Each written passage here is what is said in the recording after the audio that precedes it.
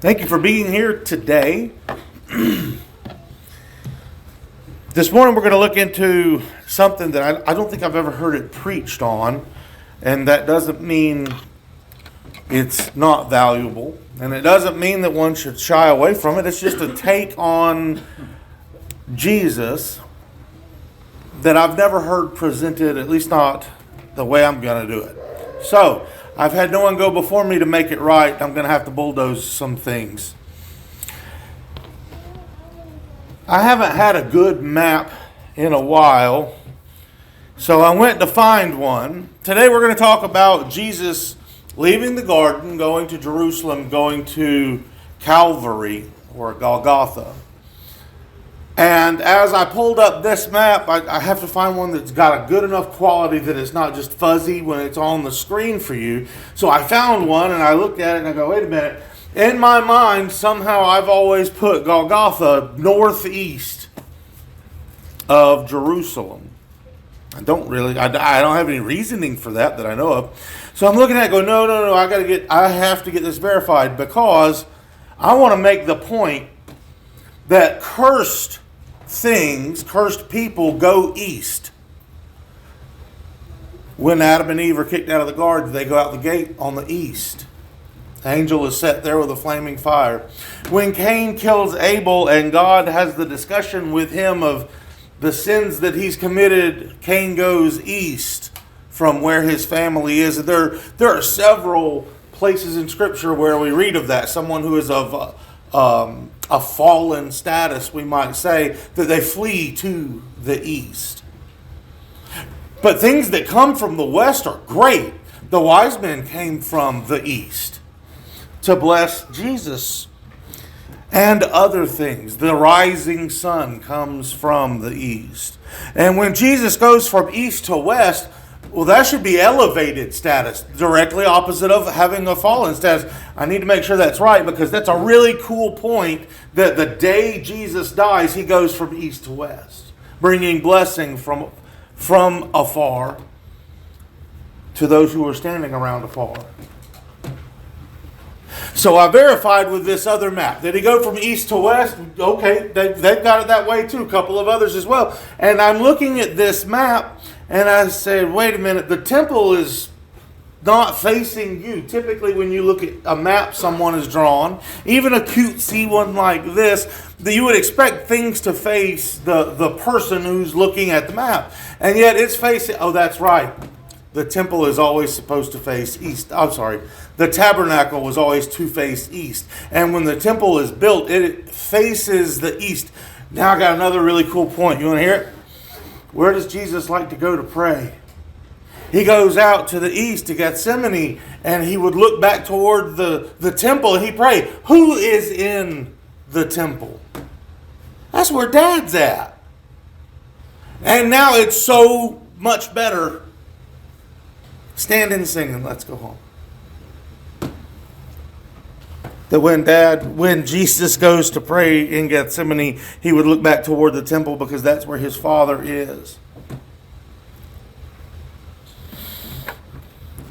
It's not just that connection that we'll look at. We're not going to look at it anymore. I just made it. That is a really cool connection between Jesus and the things that he needs, that when he needs to pray, he would go out and look back at his Father, that his Father would look at him.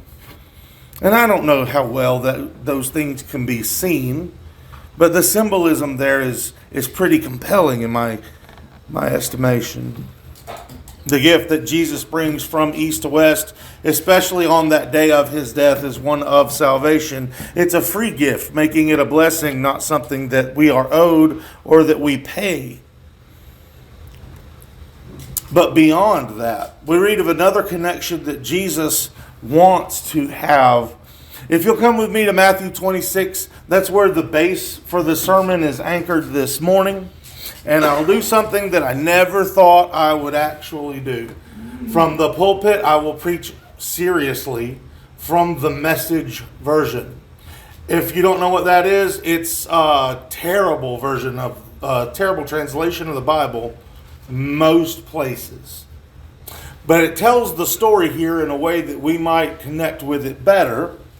And in that spirit of connection, we'll start in Matthew 26, 36 to 46.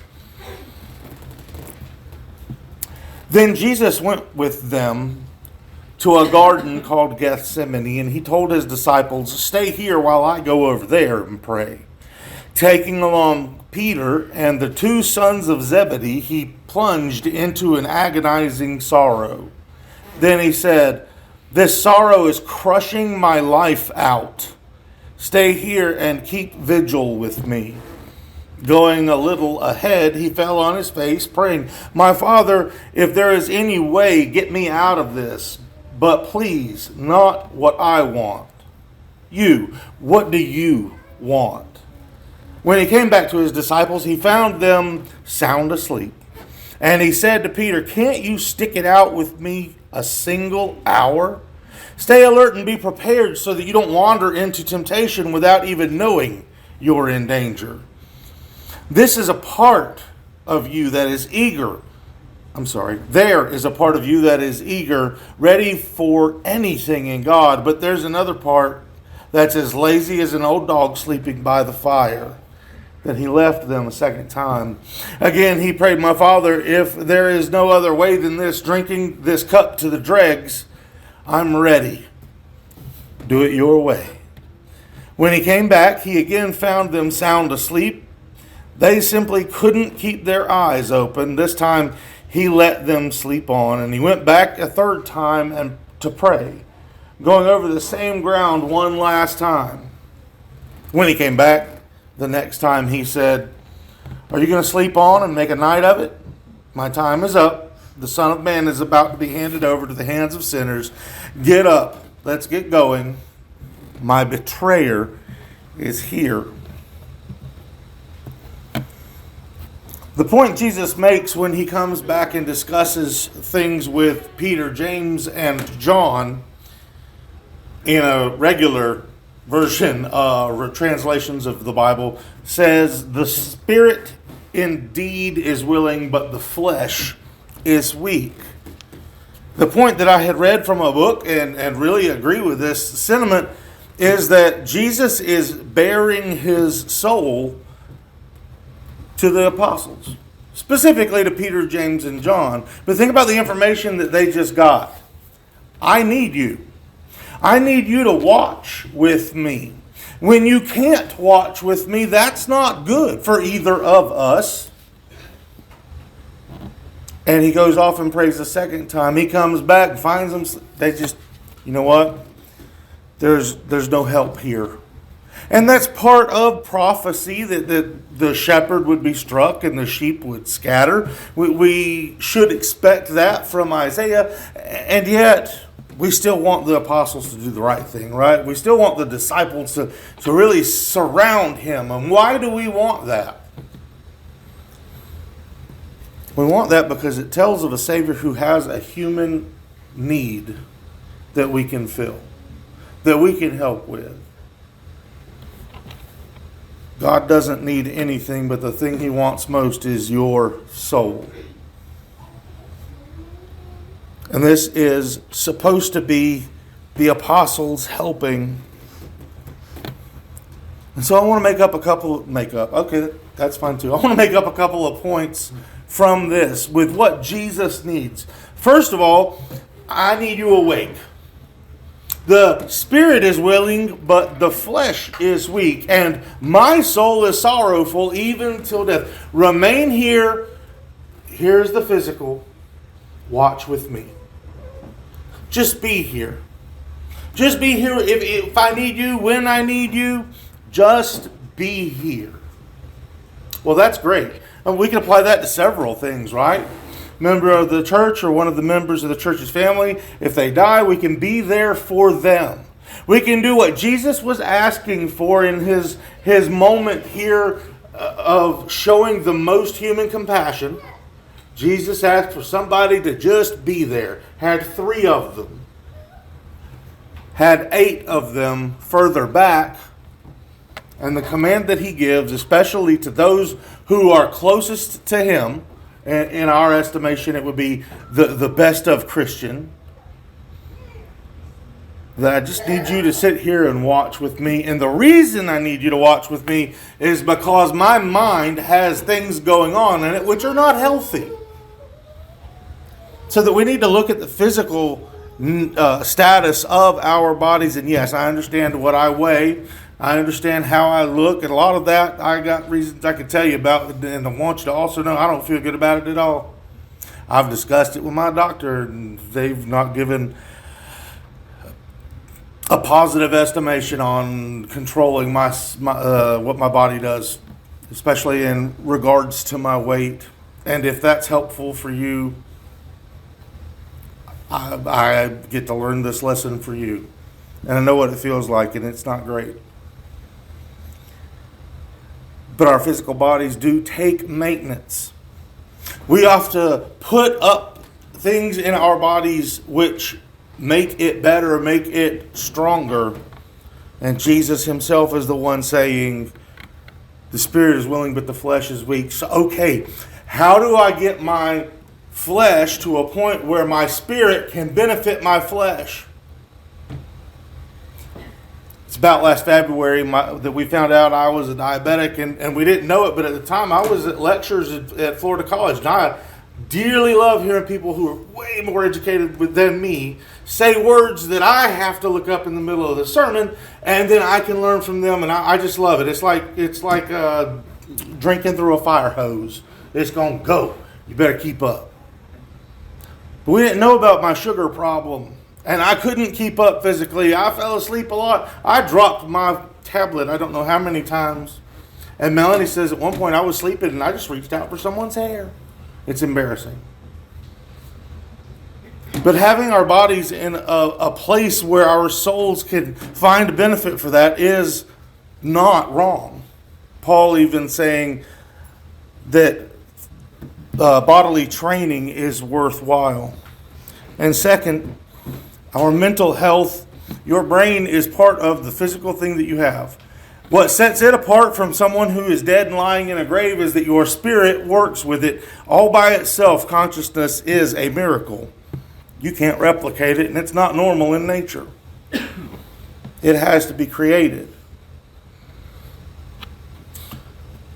One of the things that we need to look into here also is that Jesus is the one who is saying that he himself is very sorrowful, even to death. The Message, as I read from that translation, did you notice words that you might not have put in that context before?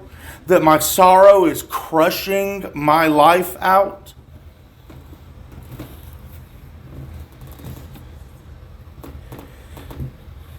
When members of the fire department, EMS, or police communities die, it is commonplace to put a black band across your badge so that you are showing a sign of mourning, and yet you are still in uniform. And yet, for those of us who didn't have one of the little nylon stretchy things, we put duct tape over it, electrical tape over it. And then the announcements are made, especially with, I left Leon County EMS 7.5 years ago now, almost.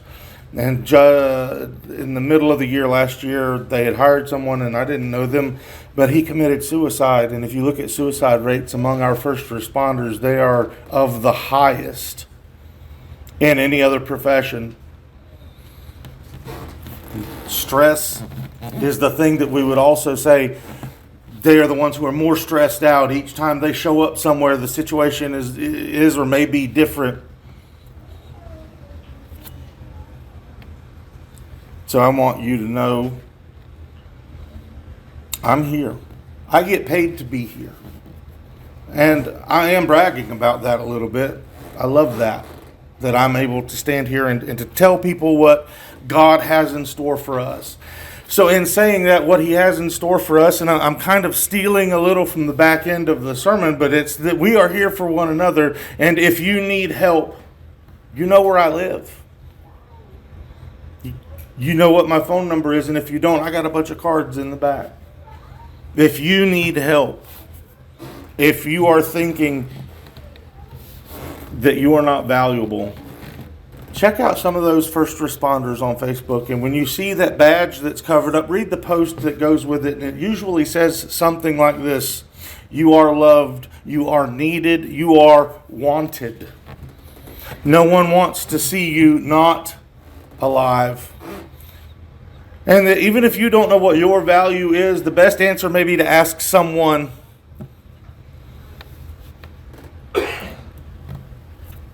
The post goes on to say, typically, here is my phone number. If you need to talk to me, come talk to me. I'll put on coffee. The post typically says something about meeting in public and buying a beer.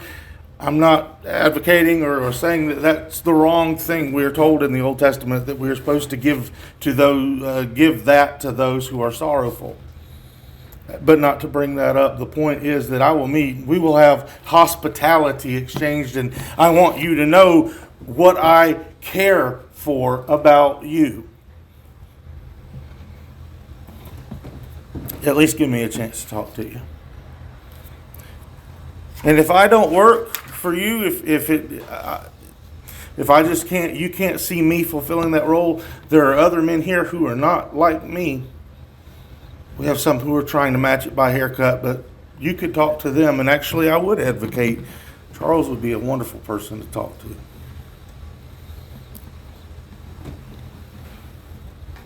Jesus was sorrowful even to the point of death. It is good for us to maintain our physical bodies and also our mental faculties so that we can serve Him well. And that support system is what Jesus is asking for. In a book about prayer, the author says, putting these together here, Peter, James, and John had specifically boasted of their readiness to share in Jesus' fate and are now called to share with Him in preparing for it. In addition, Jesus may have simply wanted their companionship. He was very sorrowful, even to death. A truth He revealed to them, bearing before them His deepest emotions, giving them the most compelling reason to do what He asks in the moment. And what must be one of the most supreme examples of the paradox of Jesus' incarnation, the Son of God seeks the moral support of 3 Galilean fishermen, though in the end they fail to provide even the slightest help in that regard.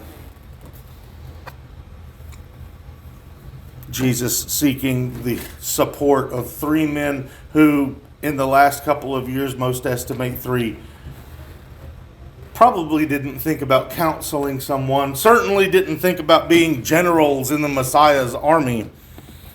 And yet when Jesus asks for help, it's those who are closest to Him. And that's what we sing about, isn't it?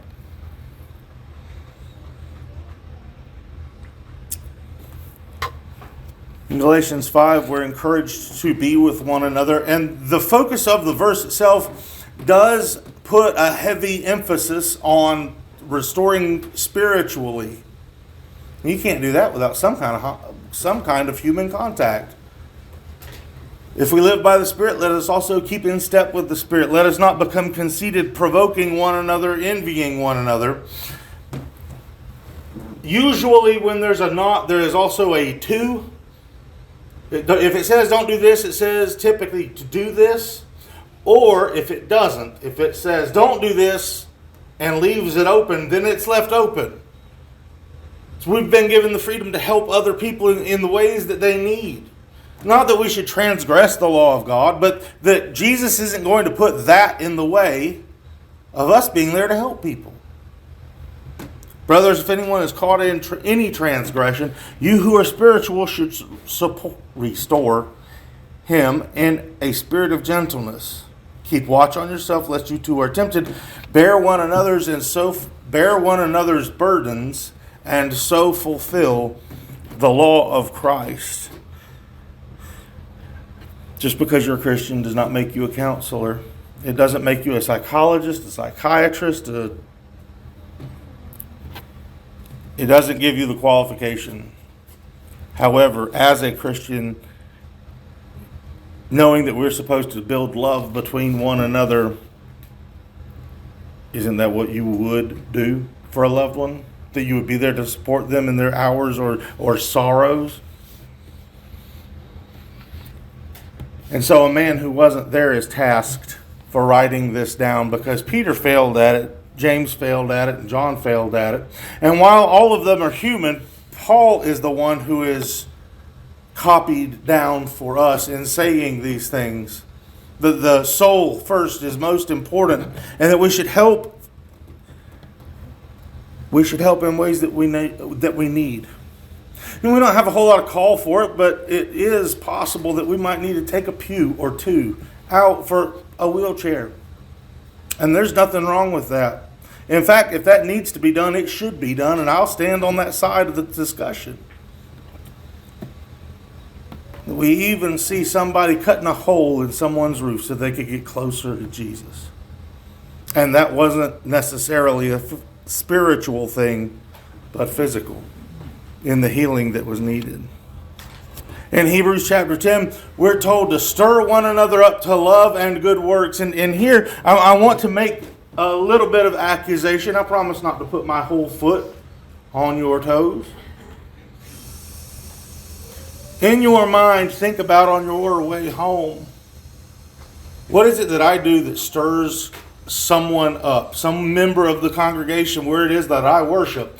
What is it that I do that stirs someone up, that makes them more zealous, that shows my compassion and my love?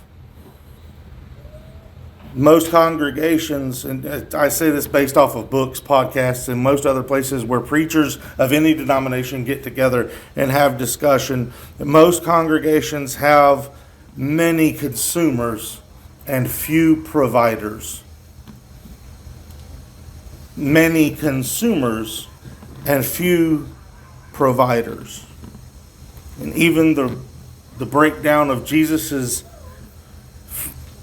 friends on earth. There are 12 that we know that are given by name. One of them is literally going to turn him over to be killed. So 1/12 bad guys. 3 of them are chosen specially, which means that 8 of them aren't as close as those 3 are. And so that our relationship doesn't mean that I have 60 BFFs. But in 1/5 of 60, we have 12. And that 1 in 12 may not be the friend that we think them to be. Certainly it's not going to be murder, I would hope. Leaving 3 that we would consider close. And even knowing then that there is a human discrepancy, we would have 3. And if you think that your number of people that you let into your inner circle, like the ones that get to hear the embarrassing stuff that you do, probably close to the number 3. And if you've got more than you are blessed. How many people would call upon you, though? Whose 3 are you in? And for what Galatians has just told us and what Hebrews has just told us about supporting and stirring one another up and being there to make someone else the best person they can be with your encouragement. At the end of the day, when we stand in front of the judgment seat, we will know that Jesus craved human connection. That his human connection affected his spirit as he goes to meet Lazarus' family after Lazarus has died. And we need to understand that the problem may be my problem to face, and I will have to face my problems and my sins, but I need companionship to make it through. And we were never designed to be all by ourselves. From day one, when man is told you ain't good enough without a woman, all the way through to where the apostles are setting up what Jesus would have them to do and what Jesus would have us to do in meeting with one another so that we could be a support structure. And it's not just a command that is thrown out. It is one that Jesus lives, and that he lives it in the worst moments of his life. Notice how those things ended at Matthew 26:46 when he says, all right, y'all go ahead and get on up. My betrayer is at hand. And once you get to that moment, Jesus' whole attitude changes. He's coming to Jerusalem and then going back to Bethany for about a week at the end. He's dealing with things. He's cursing fig trees. He's having to deal with people saying stupid things. Even one of his inner three. Oh, look, the fig tree is all dead. Well, yeah, Jesus cursed it yesterday. You didn't expect it to be alive, did you? Keep up. In Hebrews chapter 4, what was read for us this morning as we got things started. Since we have a great high priest who has passed through the heavens, Jesus, the Son of God, let us hold fast to our confession. For we do not have a high priest who is unable to sympathize with our weaknesses, but one who in every respect has been tempted as we are, yet without sin. Let us then with confidence draw near to the throne of grace, that we may receive mercy and find grace to help in time of need. I've said this before. I don't know if you remember it. It's been a while since I said it out loud, but my wife preaches a sermon with the middle part right here. It says, for we do not have a high priest who is unable to sympathize with our weaknesses. And Melanie prophesies that, holding up the last toe on each foot, because she's kicked everything.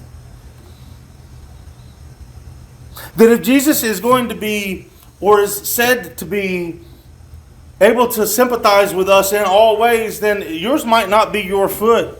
There's a couple of you works with hammers a lot. There's a couple of you works with wrenches a lot. And some of you work with kids, and that's just a mental ding all by itself.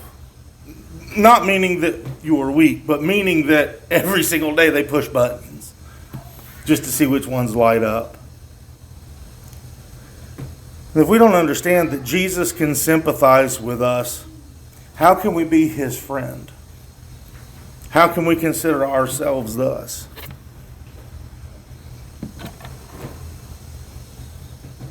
I don't want you to go here, but I'm going to read for you some excerpts from Job 1 and 2.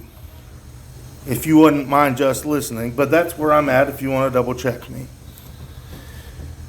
There was a man in the land of Uz whose name was Job, and that man was blameless and upright, one who feared God and turned away from evil. There were born to him 7 sons and 3 daughters. He possessed 7,000 sheep, 3,000 camels, 500 yoke of oxen, 500 female donkeys, and very many servants, so that this man was the greatest of all the East. Verses 13 through 21 of chapter 1 discuss how Job loses all of it. And as he's lost all of it, we'll pick up John 1:20. Then Job arose and tore his robe and shaved his head and fell on the ground and worshipped. And he said, naked I have come from my mother's womb, and naked shall I return. The Lord gave, and the Lord has taken away. Blessed be the name of the Lord. Satan was given power to take away all of his possessions, but not power to touch him. But in chapter 2, verse 7, God is still bragging about the righteousness of Job. And Satan says, if you'll let me mess with his body, his health, I'll break him. In the 11th verse we read, after that has happened, verse 8 is, he took a piece of broken pottery with which to scrape himself as he sat in ashes. In verse 11, Job's 3 friends heard of all this evil and had come to him.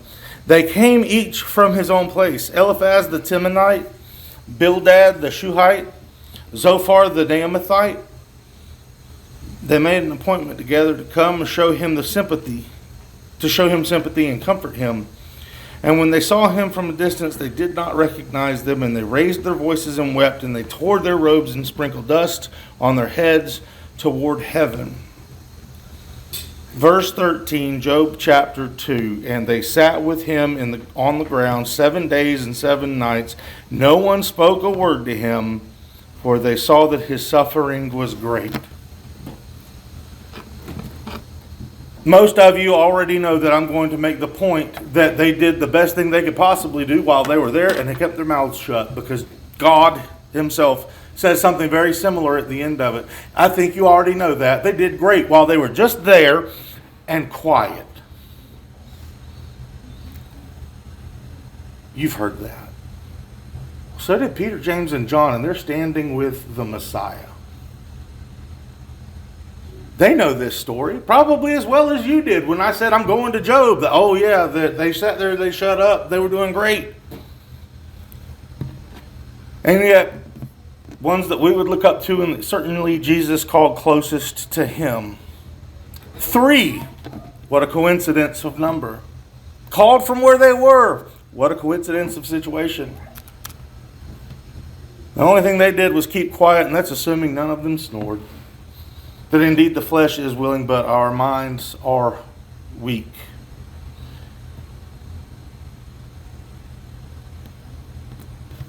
Got no extra on that. Got to ruminate on that. If you've walked away from Jesus and not been his friend, this is a great opportunity to return to the Lord or to enter into the fold of his flock for the first time. If there are needs that you need to attend it, I'll be standing right over here as we stand and sing.